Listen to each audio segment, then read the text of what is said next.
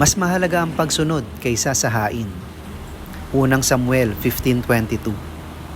Sinabi ni Samuel, "Nalulugod ba ang Panginoon sa mga handog na sinusunog at sa mga hain, gaya ng pagtalima sa tinig ng Panginoon?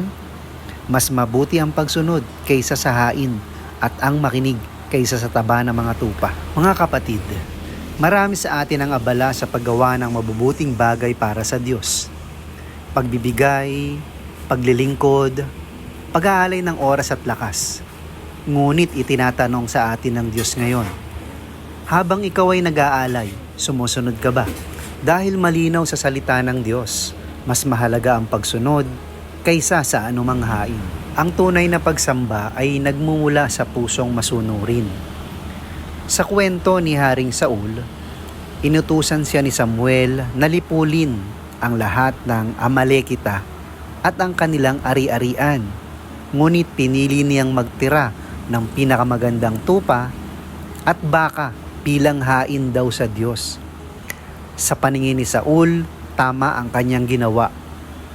Pero sa paningin ng Diyos, iyon ay pagsuway. Mga kapatid, hindi sapat ang mabuting layunin kung ito ay hindi ayon sa kalooban ng Diyos. Ang tunay na pagsamba ay hindi lang ginagawa ng kamay. Ito'y galing sa pusong handang sumunod. Ang hain ay panlabas. Ang pagsunod ay panloob. Madaling magdala ng alay, madaling magpakita ng kabanalan, ngunit mahirap isuko ang sariling kagustuhan. Ang pagsunod ay pagsuko. Ito'y pagtalikod sa sariling kalooban upang sundin ang kalooban ng Diyos. Kapag tayo'y masunurin, ipinapakita nating tunay nating kinikilala ang Diyos bilang hari ng ating buhay. Ang pagsunod ay nagbubunga ng pagpapala. Sa Deuteronomio 28:1-2, sinabi ng Diyos, "Kapag iyong sinunod ang tinig ng Panginoon mong Diyos, darating sa iyo ang lahat ng pagpapalang ito.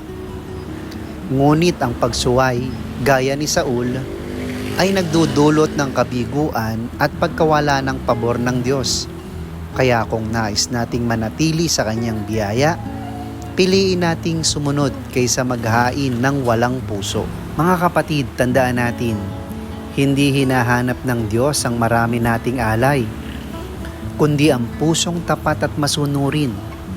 Ang pagsunod ay patunay ng tunay na pag-ibig. Kung tunay nating mahal ang Diyos, hindi natin siya sasalungatin.